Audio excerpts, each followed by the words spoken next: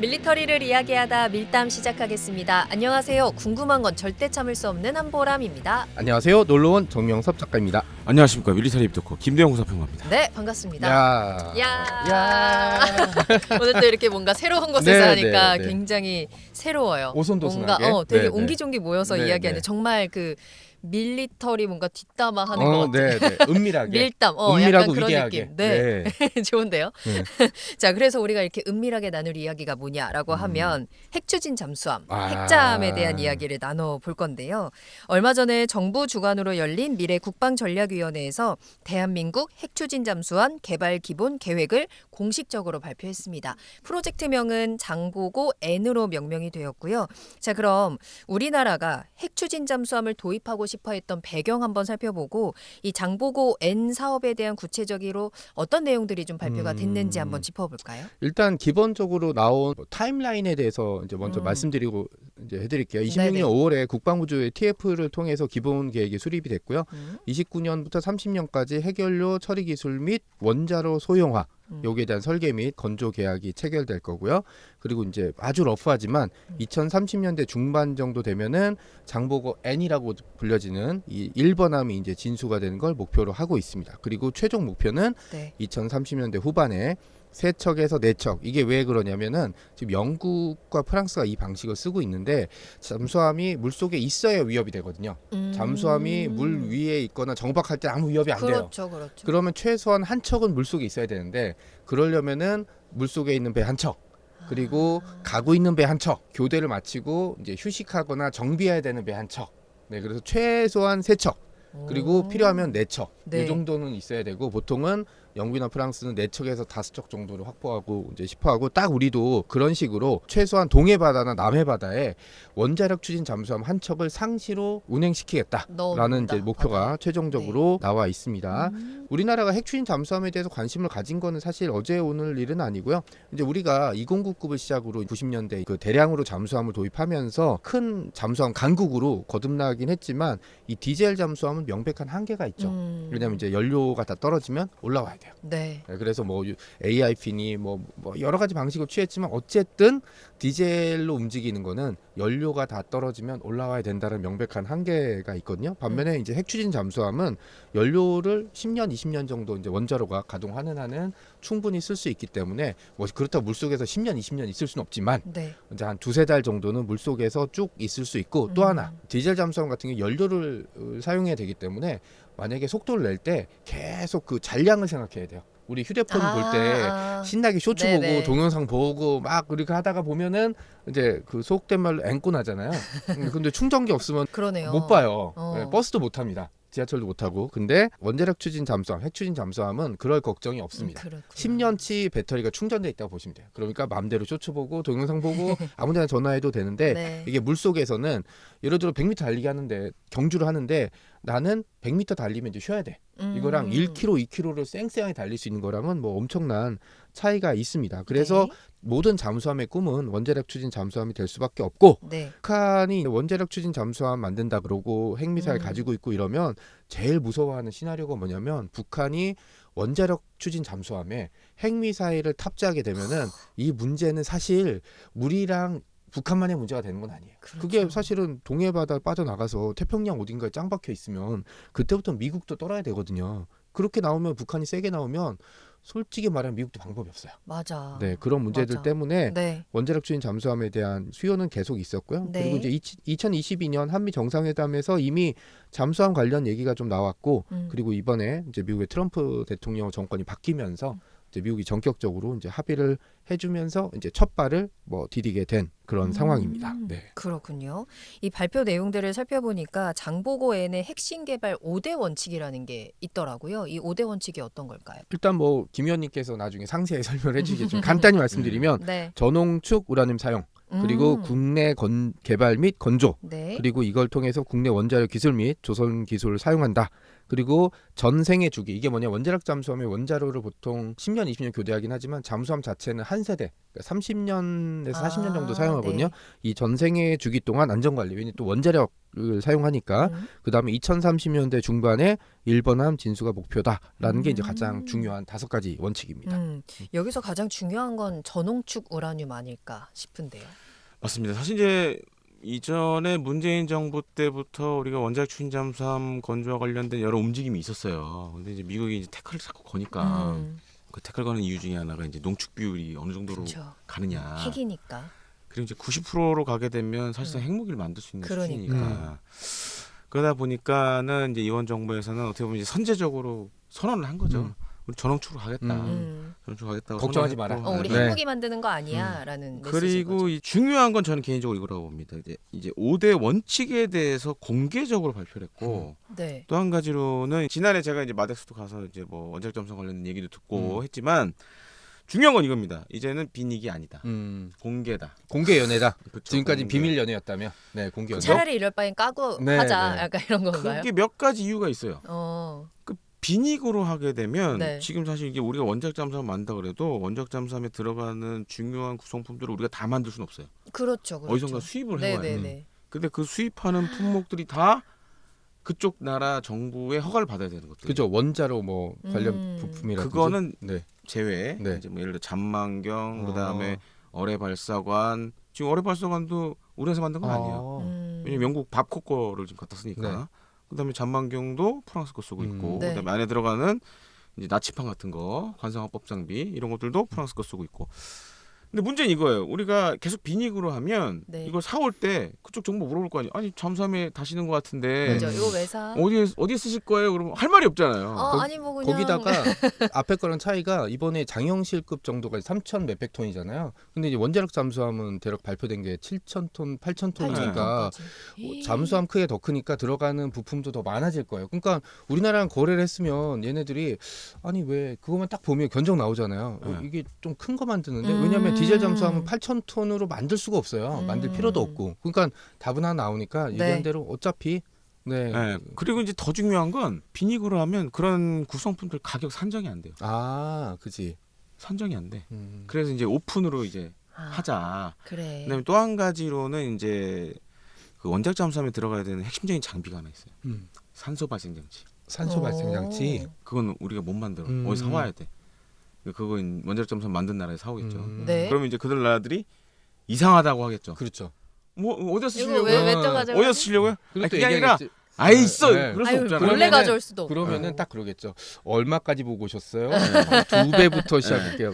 왜냐하면 또 그리고 그러네. 배가 최소한 아까 세 척에서 네 척 그리고 가급적 5척 정도는 보유해야 되니까 그럼 이제 얘기했던 대로 갑자기 늘어나는 거예요. 왜냐하면 우리나라 그러네요. 잠수함 지금 거의 20척 가까이 되는데 여기서 또 라고 그러면 그것도 가는 쪽에 8,000톤급을 그렇죠. 만들어야 그럼 되니까. 바보가 아닌 이상 네, 그래서 눈치채겠죠. 이제 그런 문제가 있다. 그러니까 지금 이제 요 계획과 관련되신 분들의 얘기는 그래서 이걸 오픈으로 해야 된다라는 게 있고, 네. 그다음에 이제 전홍축도 이것도 좀 몇 가지 의미가 있습니다. 우선은 지금 이제 미국과 어쨌든 뭐 협상을 하고 있지만 만약에 안 됐을 때, 어그러졌을 때, 네. 일단 우리는 선언했잖아요. 만들겠다. 대통령이 오케이 한 거 아니에요. 아, 오케이 한 거예요? 그렇죠. 대통령이 오케이 한 거 아니에요. 해. 그러니까 했잖아요. 우리가 발표했죠. 아. 그런데 이제 만약에 미국이 뭐 이거 해결료 어쩌고저쩌고 그러면 아 됐어 그러면 니네 말고 다른 데서 연료 그쵸. 구하면 돼. 예를 들어 이제 뭐 프랑스도 있고 그다음에 이제 전홍축 우라늄은 사실 발전용이기 때문에 뭐 여러 군데서 구할 수가 있어요. 그건 어려운 거 아니에요. 이제 그런 것도 포함이 됐고 네네. 또 한 가지로는 뭐 트럼프 대통령이 필리 얘기 막 하고 그랬잖아요. 아 그거 됐고요. 우리가 할 거예요. 걱정하지 마시고요. 그것도 정리가 됐고 이번에. 네네. 그다음에 이제 안전 관련된 것도 이제 이건 어떻게 보면 일종의 적입니다. 이렇게 하겠습니다. 라고 봐야 될 것 같아요. 그리고 이제 2030년 중반까지 이제 선도함 진수하겠다. 그런 내용을 담겨 있다고 보시면 될 것 같습니다. 그렇군요. 네. 이제 그냥 몰래 안 할게. 그냥 우리 이렇게 할 거고 정정당당하게 안전하게 할 테니까 도와줘. 약간 이런 거네요. 거기다가 더해서 이게 뭐 미국과의 문제도 있지만 국제 원자력 기구가 또 있잖아요. 그쵸. IAEA가 있으니까 네네. 거기하고도 일정 부분 협의를 해야 되는 부분이 있습니다. 하지만 이제 우리가 오픈을 했으니까 자 당신네들이 원하는 기준에 맞춰서 우리가 다 할게. 그 신경 쓰지 마시고요. 네. 열심히 하겠습니다. 알아서 할 테니까. 네. 네, 우리가 알아서 잘 할 테니까 뭐 네. 태클 걸지 마시고. 네. 아. 네. 네. 그래도 알아서 잘 하기까지는 어쨌든 좀 장벽들도 있기는 있을 것 같아요. 현실적인 좀 넘어야 되는 산들이 있을 것 같은데 뭐 기술적인 부분도 분명히 있겠지만 뭐 한미 원자력 협정이라든지 뭐 국제 비확산 체제 네. 이런 뭐 외교적인 문제들도 어쨌든 점점 더 해결을 해나가야 되는 문제여서 구체적으로 어떤 과제들이 좀 있을까요? 일단 말씀하신 대로 한미 원자력 협정이 가장 큰 문제 그리고 비핵화 선언을 한 적이 있으니까 네. 그 문제들 그러니까 기술적인 문제라기보다 기술 경제적인 문제라기보다는 이제 정치 외교적인 문제이긴 하니까 어떻게 보면 쉽게 풀 수도 있고 어떻게 보면 안 풀릴 수도 있는 이런 문제이기도 합니다. 그리고 백태클이 세게 들어올 것 같은 게 우리가 이제 원자력 추진 잠수함 만든다 그러면 일본이 가만히 있겠습니까? 네, 그리고 대만이 가만히 있겠어요? 네네. 네, 우리도 그러면 사실 미국 입장에선 한국한테 허용해주면 일본도 허용해줘야 되고 대만도 만든다고 번쩍거리면 차라리 그냥 다 못 만들게 하면 되거든요. 그렇죠. 강대국은 항상 세력 균형을 원합니다. 그냥 현 상태를 유지해서 아무런 문제가 생기지 않은 게 자신들의 패권을 계속 유지할 수 있는 방법이거든요. 괜히 이번에 보시다시피 그 이란 건드렸다가 빼도 박도 못 하고 있잖아요. 지금 원하는 방식으로 전쟁을 못 끝낸다는 건 이제 그렇죠. 확실해진 거잖아요. 네. 그냥 가만히 있었으면 음. 문제가 안 생겼던 거라는 게 강대국의 이제 패권을 유지하는 방식이고 이 대한민국 원자력 추진 잠수함 도입 사업이 개발 사업이 문제를 일으키지 않을까라는 내부의 어떤 협의들 그다음에 트럼프 대통령이 허용을 해줬지만 정권이 또 바뀌게 되면 그렇죠. 대통령이 바뀌게 되면 모르겠지만 당이 바뀌게 되면 네. 미국의 민주당 입장에서는 다른 문제들이 생길 수가 있게 되는 거죠. 왜냐하면 미국의 민주당은 상대적으로 좀 일본이랑 좀 친한 측면이 있거든요. 그럼 그리고 너무 이제 또 복잡해지겠다. 네, 그리고 또 기술적인 측면은 그 소형 원자로 SMR이라고 부르는 게 있거든요. 우리나라가 이제 반디라고 부르는데 네. 이게 소형 함정용 원자로거든요. 요게 이제 제때 개발이 돼서 탑재가 되느냐 안 되느냐가 또 기술적인 측면도 있고 네. 근데 우리가 잠수함을 만들긴 하지만 8,000톤급은 만들어보지 못했어요. 지금 우리나라에서 제일 큰 거는 장영실함이 3,600톤. 3,600 네, 그러니까 지금 톤. 우리가 만든 기술적인 성과의 2배 정도 크기 되는. 그러네요. 그리고 단순히 크기가 2배만 되는 게 아니라 원자력 추진 잠수함이면 기존의 디젤 잠수함이랑 설계라든지 배치 이런 게 전부 다 달라지는 그런 문제가 되거든요. 비용은 뭐 말할 나위도 없는 거고요. 그러니까 그런 여러 가지 문제들, 네. 특히 이제 원자로를 탑재하게 되면은 진동 문제가 디젤이랑 좀 다를 수 있어요. 네, 잠수함의 생명은 침묵이잖아요. 그렇죠. 근데 이제 원자력 잠수함은 상대적으로 디젤 잠수함보다 소음이 많이 난다라는 그런 얘기들이 많이 있거든요. 난대요. 그러니까 원자로 안 날 것 같은데. 원자로 방식 때문도 있고 잠수함이 크게 되면 네. 이제 여러 가지 이제 소음이 작은 잠수함보다는 크게 발생할 진짜요? 수밖에 없거든요. 이제 그런 문제, 그다음에 또 뭐 냉각 시스템, 네. 그다음에 선내 어떤 배치들 한 번 만들면 이거 다시 바꿀 수가 없기 때문에 이제 여러 가지 문제들이 발생할 수 있거든요. 그러니까 이런 문제들을 어떻게 극복해 나가느냐. 네. 그러니까 정치 외교적인 문제가 가장 크고 네. 그다음이 이제 기술적인 문제, 원자로를 비롯한 그리고 그리고 이게 있어요. 지금 전 세계적으로 핵 추진 잠수함을 보유하고 있는 나라가 미국, 러시아, 영국, 프랑스, 중국, 그다음에 인도 정도밖에 없거든요. 이 나라들 쫙 보시면 다 최소한 지역 패권 국가예요. 그 지역에서는 한 목소리 내는데 여기에 대한민국이 끼어든다 그러면 앞에 다른 나라들이 어떻게 바라볼 것이냐. 그러네요. 네, 그러니까 너도 뭐 네 목소리 내고 싶어? 막 이런 생각들이 있잖아요. 거듭 말씀드리지만 너무 냉정했어. 강대국은 방금. 네. 현상 유지를 원하고 있고 여기에 누군가 머리를 들이밀고 들어오는 걸 좋아하지는 않거든요. 그러니까 G7 정상회담 같은 경우도 사실 우리나라의 경제력이 G7 국가 중에 앞선 나라도 있어요. 하지만 안 끼워주잖아요. 그런 거랑 좀 비슷하다. 그런 걸 어떻게 넘어가느냐가 중요하다고 보시면 될 것 같습니다. 네. 그렇군요. 그래도 좀 잘 그 산들을 다 넘어가면서 좀 잘 완성을 해나갔으면 좋겠는데 2030년에 완수해서 진수해서 계획을 하고 있어요. 전력까지도. 네네. 만약에 그 도입이 실현화가 된다라고 하면 우리 해군 전력 어마어마해지겠죠? 그러니까 일각에서는 수상 전력, 수중 전력의 균형이 무너진다라고 이제 얘기를 하는 경우가 네. 있죠. 왜냐하면 원자력 추진 잠수함을 최초에 내척 도입하게 되면은 아마 도입 비용은 제가 보기에는 도입 사업 규모는 KF-21 도입 사업에 버금갈 정도로 막대한 비용과 시간과 인원이 들어가게 되거든요. 네. 그러니까 이제 다른 무기 체계와 균형을 맞춰야 된다라는 이제 사람들이 당연히 있겠죠. 그런 사람 시선에서는 수상 전력에 문제가 생기는 그 균형에 문제가 그럴 수도 생기는 있구나. 게 있는데 네. 중요한 거는 우리가 북한의 대북 전력 중에 중요한 게 이제 킬체인이잖아요. 북한에게 어떤 식으로 보복할 수 있느냐. 북한이 뭔가를 쐈을 때 그럼 이제 가장 이제 중요한 핵심 무기 체계가 원자력 잠수함, 추진 잠수함이 동해에 있으면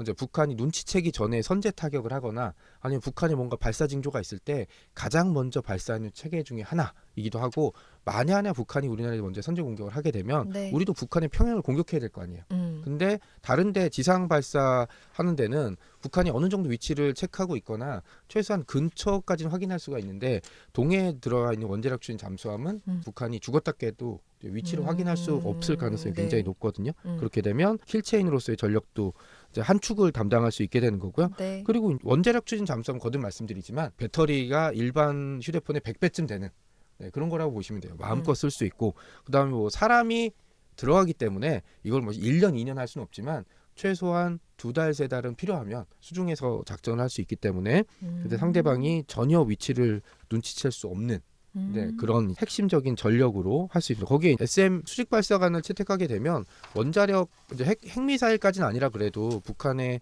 중심 요소를 타격할 수 있는 탄도 미사일을 네. 탑재할 수 있겠죠. 뭐 순항 미사일도 마찬가지고 뭐 그런 측면. 그다음에 또 중요한 게 산업적인 측면에서 보면은 저는 우리나라의 차세대 먹거리 중에 하나가 원자력 산업이라고 보고 있거든요. 그러니까 여기에 들어갈 소형 원자로를 만약에 우리가 직접 만들 수 있다면 연료 문제가 있으니까 이 원자로를 소형화하면은 이거를 배에 탑재할 수 있어요. 뭐 군함 말고 상선들. 그러면 우리가 처음에 그걸 만들어 상용화시키면 이제 앞으로 교체될 배가 만약에 원자로를 탑재한다. 다 우리나라 와야 돼. 우리나라 와야 되고 네. 그다음에 차세대 전력 같은 거 있잖아요. 이 중에 재생 에너지라 그래서 태양열 뭐 이런 게 있긴 하지만 이거는 이제 한계가 명백하죠. 맞아요. 구름 끼거나 예측이 안 되는데 원자로 같은 경우는 SMR이라고 하는 소형 원자로 같은 경우는 상대적으로 안전하고 설치도 좀 쉽기 때문에 이런 식으로 이제 그 산업적인 측면에서도 어마어마한 이제 도움. 이제 조선 산업도 원자력 산업, 그다음에 아까 얘기했듯이 핵 추진 잠수함을 우리가 보유하면은 전 세계 한 7번째 보유국이 되거든요. 네. 그러니까 이런 것까지 하게 되면 우리는 진짜 사활을 걸고 도전해봐야 될 문제라고 생각합니다. 네. 네. 이 핵추진 잠수함이 개발이 된다. 위원님께는 어떤 의미가 있을까요? 방송에 나가서 할 얘기가 많아지는 거죠. 방송에 나가서. 그것도 있지만 네. 의지를 갖고 하겠다. 그러니까 이렇게 선언을 한 거 보면 확실히 하겠다라는 의지를 갖고 있는 것 같고 지금 이제 전력 구조 관련돼서 약간 좀 걱정이 되는 부분도 있어요. 그러니까 잠수함만 봤을 때 이제 네. 중요한 게 이겁니다. 향후에 그럼 우리가 다 원자력으로 갈 거냐? 아니면 섞어서 갈 거냐? 네. 지금 이제 약간 그런 그래요? 얘기들이 나오고 있어요. 지금 우리 잠수함이 18척 체제인데 네. 18척 체제인데 그럼 이 가운데 몇 척을 원자모로 하고 몇 척을 재래식으로 할 거냐? 아니면 이걸 다 그냥 원자모로 밀어버릴 거냐? 척수를 줄이면서 갈 거냐? 그거에 관련된 딜레마는 있어요 지금. 그래서 이제 몇몇 분들이 얘기하시는 거는 섞어서 가야 되지 않겠냐. 그리고 그 얘기가 있고 그러면은 제가 봤을 때는 뭐 원잠이 이제 뭐 우리가 전홍축을 한다 그래서 이 직제가 바뀌고 그러는 건 아니에요. 그러니까 전홍축을 봤을 때는 이제 한 뭐 지금 프랑스 같은 경우 10년에 이제 한 번 네. 연료를 갈아 끼는데 어떤 배가 됐든 10년 정도 되면 한번 청정배가 들어가야 되거든요. 그러니까 그때 갈아 끼는 개념인데 네. 그러면 사실은 이제 고농축보다 연료 교체를 해야 되는 문제는 있지만 운용상의 문제는 없어요. 작전 운용상의 문제는 없고 다만 이제 우리가 몇 척을 그럼 갈 거냐. 저는 개인적으로 봤을 때 한 6척 정도는 해야 되지 않겠냐. 그렇죠. 네. 그러니까 2직제가 됐든 3직제가 됐든 그 정도 수준은 되고 뭐 나머지 한 12척은 우리가 재래식으로 가든. 그쵸. 그러니까 지금 어차피 장보고 3, 배치 1, 배치 2가 다 하면 이제 아마 6척 될 겁니다. 네. 네. 그러면 이제 우리 또 장보고 4도 해야 돼요. 그럼 장보고 4도 한 6척은 해야겠죠. 그렇죠. 그렇게 따져보면 한 18척 체제가 맞춰지는 거죠. 그래서 물론 원잠도 좋지만 우리가 이제 향후 우리 해군의 뭐 작전이나 그다음에 해외 수출을 했을 때는 제시를 그렇죠. 키워야 네. 된다라는 말씀을 좀 드리고 싶고 또 한 네. 가지로는 사실 원잠의 핵심이 이겁니다.